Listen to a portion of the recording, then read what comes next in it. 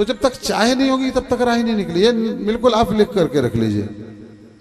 किसी भी सांसारिक उपलब्धि हो या कि आध्यात्मिक उपलब्धि हो, जब तक आपके अंदर चाह नहीं, सबसे पहला कदम जो चाह है, आप संसार में कुछ अच्छा करना चाहते, आपके अंदर चाह उठनी चाहिए। आप मानव तन पाए हैं, आपके भगवान ने सब कुछ सक्षम किया है, भगवान ने दिया है, चाह उठे कि हम भी कभी यज्ञ के मुख्य यजमान बने, हम भी कभी बढ़ चढ़ करके जो है धर्म के कार्य में आगे आए और भगवान का दिया हुआ भगवान को अर्पित करके और यश कमाएं। देखो आपका यहाँ कुछ भी नहीं है, ना तन है ना धन है ना, परमात्मा का दिया हुआ, मगर फिर भी आप कहते ये मेरा है और मैं इसको नहीं दूंगा। जबकि विचार करो, अगर परमात्मा का है तो परमात्मा छीन लेगा, आपको नहीं दोगे तो छीन लेगा, जिसका है वो तो छीनेगा भाई। दूसरे की संपत्ति में आप कब्जा करोगे तो कब तक कब्जा करोगे? मालिक आएगा एक दिन और डंडे मार करके बाहर निकाल देगा, है ना। तो चाहे उठना चाहिए हमें कि जो है सब कुछ उसी का दिया हुआ है, तो एक बार हम भी तो कभी मुख्य यजमान बन करके बड़ा यज्ञ करवा लें और उसका श्रेय हम ले जाएं। उसका श्रेय, उसकी मान सम्मान जो मिलता है। ध्यान रखना, इस संसार में जब कुछ और जहां भी प्रकृति जिसको सम्मान देती है उसके पीछे उसका त्याग होता है और कुछ भी नहीं होता। प्रकृति के कण कण में देखो त्याग के सिद्धांत पर पूरी प्रकृति चलती है, इसीलिए प्रकृति को हम पूजते हैं।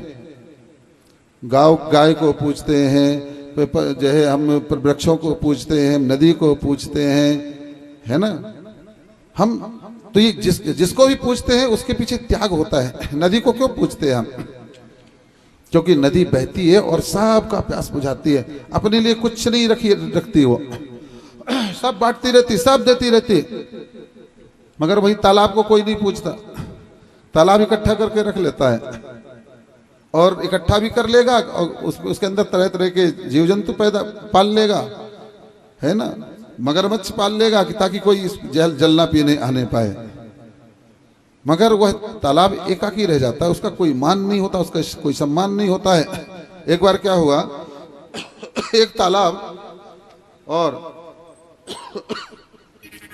एक नदी आसपास में थे। तालाब था बाजू में, नदी वहीं से प्रवाहित थी, छोटी धारा ही बहा करती थी, मगर वो नदी दिन रात कल कल छल छल नाचती गाती हुई बिल्कुल पता नहीं अपने गंतव्य की तरफ, अपने मूल की तरफ भागती चली जाते थे। और तालाब वहीं भर करके अकड़ा खड़ा रहता बढ़िया अपना। एक दिन समझाया, बोले बहन तू मेरी बहन है इसलिए मैं तुझे समझा रहा हूँ, ये जो तू अपना सारा धन लुटा रही है ना, ये बड़ा उदार बन करके सबको दे रही है, कोई आए पिए नहाए अपना जो है खेत बाड़ी सींचे फसल पैदा करे, एक दिन सब तेरा लुट जाएगा, तुझे कोई नहीं पूछेगा। इसलिए देख मैंने सब अपना जो है अपने जो संपत्ति है भर करके रखा हूं, मैं किसी को छूने नहीं देता हूं। तो तू भी ऐसा कर, समय रहते चेत जा और जो बांट रही है बंद कर दे बांटना। उस नदी ने कहा, बोले तालाब भैया क्षमा करना, मगर मुझे जो बांटने में, जो त्याग करने में, जो देने में मजा आता है, जो खिलाने में पिलाने में मजा आता है, उसकी आनंद की आप कल्पना भी नहीं कर सकते हो। इसीलिए मैं सदा नृत्य करती हूँ और आप एकदम शांत जो है चुपचाप उदासीन बैठ होकर के उदास बन करके बैठे रहते हो, है ना। कोई आपको पूछता है ना आपको कोई सम्मान देता है। मगर देखो मैं जब बैठती हूँ और जो मुझे सुख मिलता है वो तो मिलता ही है, और मुझे सब आकर के मेरी पूजा करते हैं। नहीं माना, नहीं मानी, वो बहती रही। मगर तालाब अपने अहंकार में कि मैं किसी को नहीं दूंगा, तो हुआ क्या, गर्मी का समय आया तो धीरे धीरे पानी सूखा, उड़ा, भाप बन करके उड़ जाएगा। जो भी धन है, जो भी तन है, आप कितना भी संभाल लो मगर इससे रुकने वाला नहीं महाराज। जिस तरीके से जल एक भाप बन करके उड़ रहा है, वैसे आपका शरीर भी उड़ रहा है, आपका धन भी उड़ रहा है, आपका सारा ऐश्वर्य भी उड़ रहा है। कुछ भी पकड़ करके रख लो, मगर ठीक वैसा जैसे कि बालू को आप अपने मुट्ठी में कैद करना चाहो, रहेगी नहीं, वो खिसक जाएगी बालू आपके मुट्ठी से। ठीक ऐसा ही आपका तन भी और धन भी सब खिसक रहा है। कोई आज तक ना संभाल पाया है, ना आगे कोई संभाल पाएगा। वही हाल हुआ उस तालाब का। और तालाब का जब मई की महीना आया तो धीरे धीरे जो वाष्पित होकर के पूरा उसका जल उड़ा। अब थोड़ी बहुत बचा था, कीचड़ मच गया और कीचड़ मचने के बाद मच्छर पैदा हुए और पूरे गांव के में मच्छर और मलेरिया फैल गया। और लोगों ने जो है बैठक बुलाई, बोले भैया बहुत मलेरिया फैला हुआ है, क्या करो भैया, अपने आसपास में सफाई करो। बोले सारी समस्या का जड़ ये तालाब है, ये किसी काम में नहीं आता है इसका जल, और ये कीचड़ मचता है, मच्छर पैदा होते दुनिया भर। ऐसा करो भैया, इसको पूर दो, इसको समाप्त कर दो, बच्चों को खेलने का मैदान बना दो कम से कम। और लोग सब मिलजुल करके पंचायत की तरफ से उसको पुरवा दिया गया। और वही जो है नदी जो है कल कल छल छल नृत्य करते हुए बहती रही गांव के किनारे। सभी लोग जाकर के उसमें स्नान करते, उसमें जाकर के डुबकी लगाते, गर्मी शीतलता का अनुभूति करते, जल भी पीते और जाके उसकी रोज पूजा किया करते। ये है त्याग का सिद्धांत। त्याग के सिद्धांत में व्यक्ति महाराज जो है सम्मानित होता है। जितना त्याग करोगे प्रकृति आपको ऑटोमेटिक सम्मान देगी। लोग कहा करते हैं अरे हर जगह पैसे की कीमत होती है, पैसे की कीमत होती है। अरे पैसे की कीमत नहीं होती, पैसा तो सबके पास में होता है, मगर जब पैसे का त्याग करते हो तब कीमत होती है आपकी। पैसा तो बहुत लोगों के पास में, कोई किसी को पूछता भी नहीं, बैठने को भी नहीं कहता। एक बार ऐसे एक बहुत कंजूस व्यक्ति आया, जो जाया करता था कथा सुनने के लिए, और बहुत अमीर था, गांव का सबसे बड़ा आदमी था वो, अच्छा खासा रुपया पैसा सब कुछ था, मगर उसको कोई जानता भी नहीं। लोग जानते थे कि हाँ बहुत बड़ा आदमी है, मगर कोई सम्मान नहीं, कोई उसको बैठने को भी नहीं पूछता था। आता वहीं जूते चप्पल जहां लोग उतारते वहीं जाके किनारे में बैठ करके और कथा सुनता चला आता। एक दिन पत्नी से पूछ लिया, क्यों जाते हो आप कथा सुनने, कैसा लगता है? अरे देख लिया, सब जगह केवल पैसों की कीमत है और कुछ भी नहीं है। तो पत्नी ने कहा, आप अपनी कीमत करवाना चाहते हो? सत्संगी थी, सत्संग में जाती थी वो भी।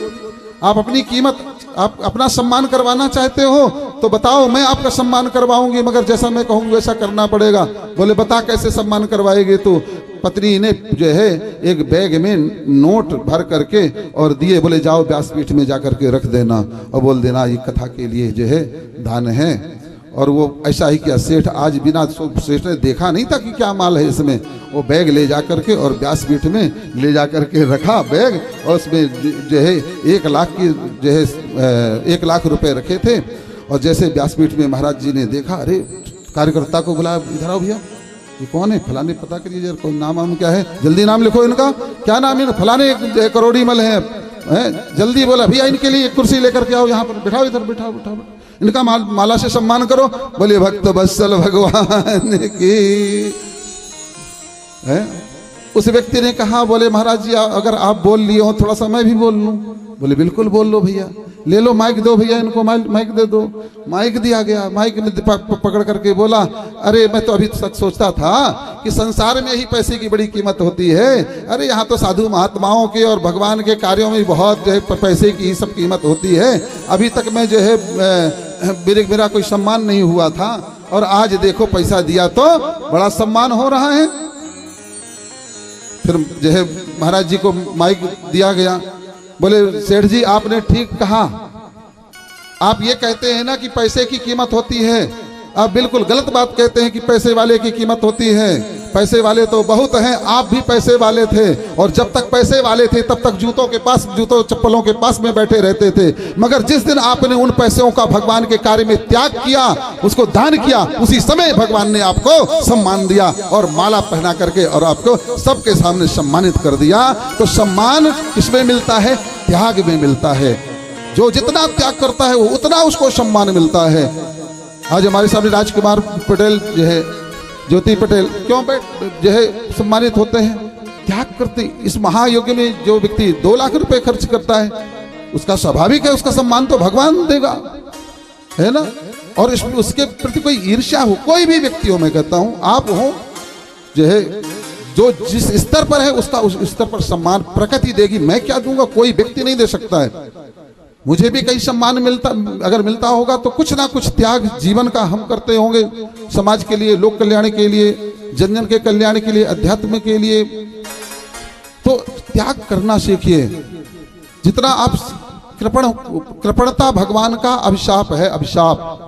श्राप जानते हो? श्राप और आशीर्वाद दो चीज तो जानते हो ना, सबको ही जानता है व्यक्ति की श्राप और आशीर्वाद क्या होता है। तो भगवान का श्राप क्या है? कृपणी हो जाना, कृपणता कि भगवान दिया है इसके बाद भी जाने ना पाए उस तरफ, यहीं लेना संसार की तरफ, है ना। सनाते रिश्तों में, संबंधियों में, शादी में, विवाह में खूब लुटाएंगे, मगर जैसे आएगी बात यज्ञ की उसकी तो अरे इतने ही में काम चला लो, काहे के लाने फालतू ज्यादा लगा रहे हो, है ना। अभी तक जो 5,000 देने के लिए विचार किया था, जब हमने कल बोल दिया कि जिसकी जो क्षमता हो तो 1100 में आ गया, बोले भक्त वत्सल भगवान की ये माया ने उसको खींच लिया कि नहीं भैया क्या यहाँ ज्यादा मत देना, अभी तो शादी में जाना है, वहां भी ले जाकर के वहां लुटाएंगे, यहाँ 11 में काम चला लो।